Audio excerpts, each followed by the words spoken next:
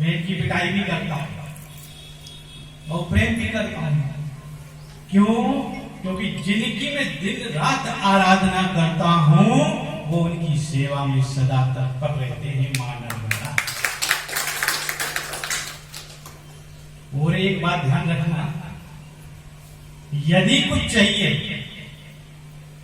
ईश्वर से तो खुद का त्याग करना पड़ेगा, तब कुछ मिलेगा। सब कुछ पाकर पद संभाल कर टीका लगाकर टोपी पहनकर भगवान भूलोगे तो कभी नहीं मिलेंगे। चतुर्थ चरण में माता जी अंजू जी मेरा प्रथम परिचय, उनको भी मेरा खूब आशीर्वाद और वो भी शक्ति की एक आराधना है। फिर हमारे नीर जी क्या कहे चकाचक, जिस भी मंच को पकड़ लेते हैं उसी मंच को चमका देते हैं। कहते हैं आदमी की शोभा उसके वस्त्रों से नहीं है, उसकी वाणी से। व्यक्ति का संस्कार ही संस्कृति है। यदि संस्कार ही नहीं होगा तो देश की संस्कृति बचेगी कैसे? मुझसे यहां मंच पर हमारी मातृशक्ति के रूप में छोटी छोटी देवी शक्ति बैठी है, दूर दूर से उपस्थित हुए, अपने कार्य में सफल हुए।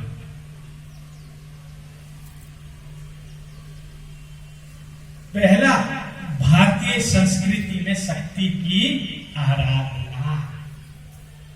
तो पहले तो यही सोचो, भारत है क्या? भारत वो देश है जिसने बिना तपस्या के भारत नाम भी नहीं पाया।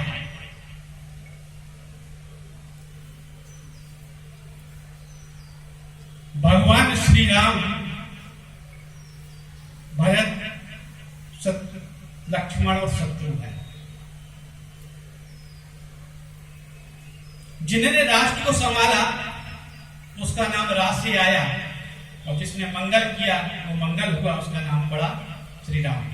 कहते राष्ट्र से राह है और मां से मंगल है। जिस राष्ट्र का राम मंगल करते हैं उसका मंगल नहीं हो सकता। दूसरा, भरत, ये जल भरत भी हुए।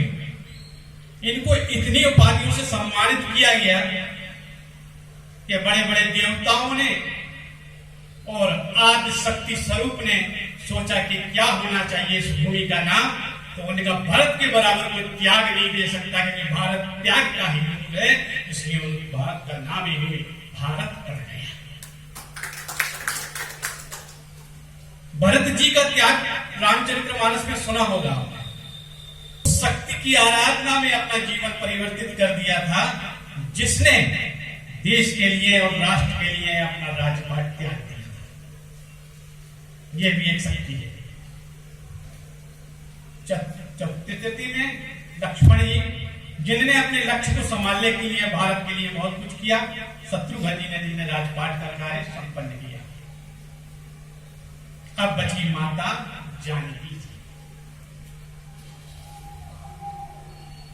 आप देखिए, हमारी संस्कृति में सबसे बड़ा दायित्व जो आता है,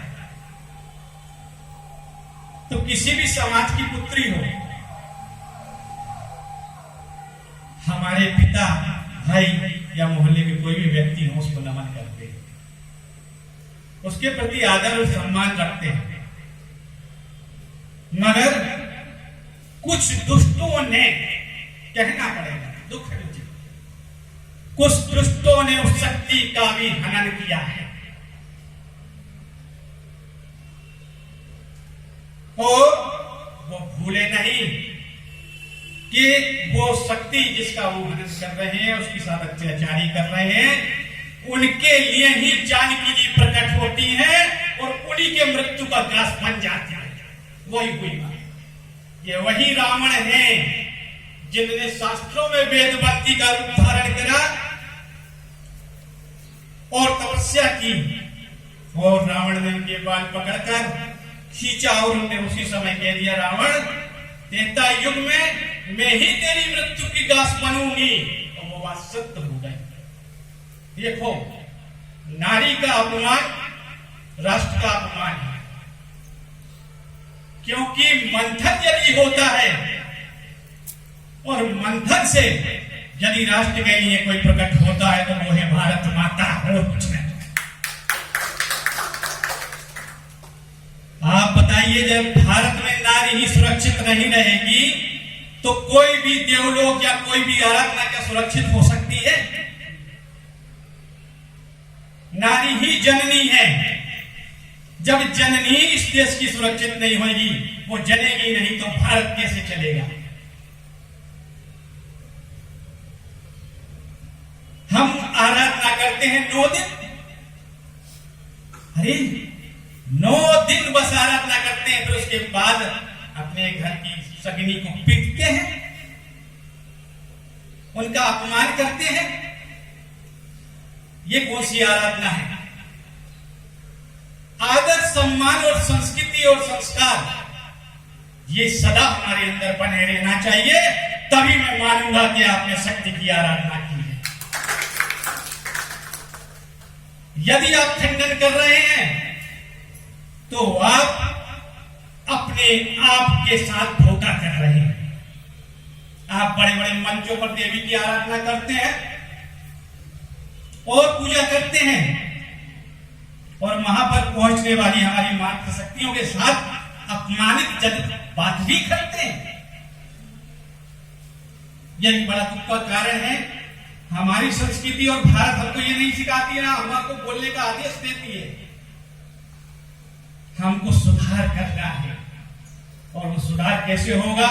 इसी प्रकार के मंचों पर हमको कार्यक्रम रखने पड़ेंगे, और आदि शक्ति मां के रूप में, बेटी बेटी मातृ शक्तियों के रूप में उनके दर्शन करने पड़ेंगे। भेदभाव को छोड़ना पड़ेगा, समाज को समरसता में स्थापित करना पड़ेगा, और जो बात देश के यशस्वी प्रधानमंत्री कहते हैं वो बात सही कहते हैं कि बुराइयों को त्यागने के लिए आदमी को अपने आप को स्वच्छ करना पड़ेगा। जब तक आदमी स्वच्छ नहीं होगा तब तक उसके विचार भी स्वच्छ नहीं होंगे। विवेकानंद जी कहते हैं, नारी कौन है? नारी वो है जो जगदीश बनकर जन्म देती है और अपने पे आ जाए तो संसार का अंत कर देती है। देख लो, वही रावण जो तीनों लोक में जिसको कोई जीत नहीं सकता था, वही आदि शक्ति महाकाली रूप में चंडी बनी। राम के अंदर इतनी ताकत आ गई कि उन्होंने रावण का वध कर दिया। मैं एक ही बात कहता हूं कि नारी कल्याणी है, इसके कई स्वरूप हैं। हम बचपन से इसकी आराधना करते हैं। माया कन्या भोज होता है, छोटी छोटी कन्याओं के रूप में हम उनके पांव पूजते हैं। क्या सुंदर सुंदर पांव में माहौल लगाते हैं, लाल लाल चुनरी उड़ाते हैं, उनके प्रति आराधना और भजन करते हैं, और मन में पाप रखते हैं। बताओ, ऐसा होना चाहिए क्या? नहीं होना चाहिए। यदि हम किसी भी चीज की आराधना कर रहे हैं तो उसके प्रति हमारे अंदर पूरी त्याग तपस्या होना चाहिए। और एक बात ध्यान रखिए, शक्ति के रूप में कई रूप हैं। एक संगठन भी शक्ति है। हम यदि कोई कार्य कर रहे हैं, कोई संस्थाएं चला रहे हैं, या कोई एक बहुत बड़ा ग्रुप बना के कोई कार्य करने वाले हैं, अच्छा, तो उसको भी एक शक्ति के रूप में हम स्थापित करते हैं। आज हमको भारत में बार बार लोग कहते हैं पश्चिम सभ्यता, पश्चिम सभ्यता। अरे जाके तो देखो, पश्चिम सभ्यता में भारत की सभ्यता नजर आ रही है। वहां आप देखो, वहां की मर्यादा, वहां की नारी आजकल साड़ियां पहन रही है और मर्यादा के साथ सुंदर सुंदर टीकी लगा रही है।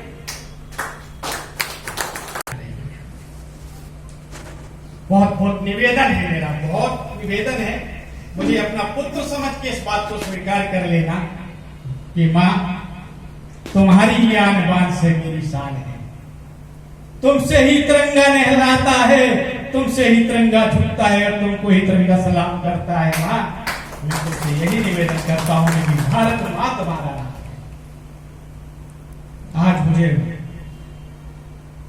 अपनी भारतीय संस्कृति का कहीं ना कहीं इन बातों का दुख होता है। और मेरा विचार है कि जिस घर में कोप और डाकू और आतंकवाद पैदा ही नहीं हुए हैं तो वो कहीं थोड़ा रास्ता बदल जाते हैं।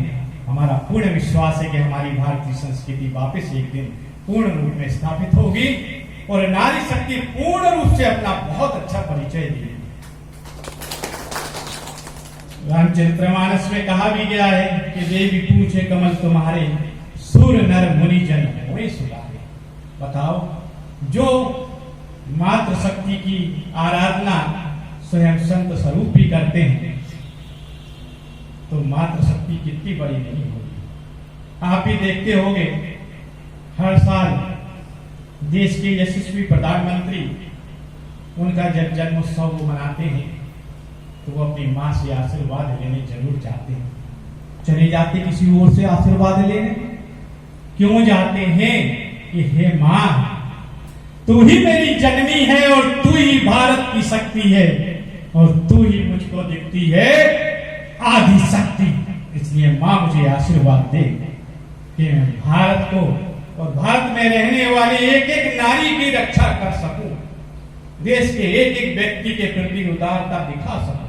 इसलिए जाते, इसलिए अपने माता पिता से रोज हमको आशीर्वाद लेना चाहिए और माता का आज्ञा अवश्य मानना चाहिए, क्योंकि शास्त्र कहते हैं कि मां प्रथम गुरु होती है हमारे जीवन की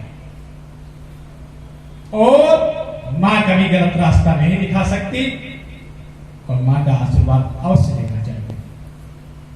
मेरा पूर्ण विश्वास है हमारी संस्कृति और भारत की इस रचना कार्य पद्धतियों पर जो हम लोग सब मिलकर आज कार्य कर रहे हैं, आप लोग इसमें भी हम लोग का बहुत अच्छे से साथ भी देंगे और साथ देने के साथ साथ साथ इस कार्य को, नारी शक्ति को आगे पहुंचाने का कार्य भी करेंगे। और हमारा एक प्रयास और है, आने वाले नवरात्र में, चाहे वो चैत्र नवरात्र हो चाहे शारद नवरात्र हो, उसमें एक छोटा सा पर्चा बनाएंगे और उसमें लिख के देंगे ये नारी ही आदि शक्ति है, इसकी रक्षा से भी भारत की रक्षा हो सकती है। सबके विचार और सबके साथ ये कार्य किया जाए कि इसमें कैसे सुधार किया जा सकता है, इसका विचार सबसे लिया जाए। दूसरी बात कि आपको मालूम होगा कि चैत्र नवरात्र जब हमारा प्रारंभ होता है तो हम उस समय से अपने भारत को और अपना नया सम्मान प्रारंभ करते हैं। हमारा नया पंचांग उसमें से लागू होता है। तो आपको मालूम होना चाहिए कि हमारी आराधना ही शक्ति है और बिना साधना के, ध्यान रखना, एक बात और बोल रहा हूं, भारतीय संस्कृति में बिना साधना की शक्ति संपूर्ण नहीं है। साधना तो आप सबको मिलकर करना पड़ेगी। साधना ही शक्ति का रूप है। भागवत में आता है ज्ञान वैराग्य जहां है, ठीक है, लेकिन यदि भक्ति नहीं है तो ज्ञान और वैराग्य संभव नहीं है। वहां भी भक्ति भी आ रही है, भक्ति को भी नारी का स्वरूप ही कहा है। इसलिए इन सबका विशेष ध्यान रखें और अपने अंदर अच्छे विचारों की स्थापना करें, संस्कारों का परिचय दें, भारत को अच्छा बनाने में साथ दें और शक्ति के रूप में एक अच्छे धर्म की स्थापना करें। जय भारत माता की, वंदे मातरम, सबका कल्याण है। जय श्री राम।